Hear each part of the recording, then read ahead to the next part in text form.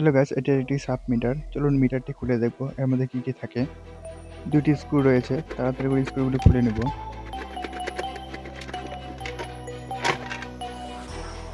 ভেতরের দিকে আরো দুটি স্ক্রু রয়েছে, এইগুলো তাড়াতাড়ি করে খুলে নেব। একটি সার্কিট রয়েছে, একটি মিটারে কাঁটাগুলি রয়েছে, চলুন এক এক করে খুলে নেব।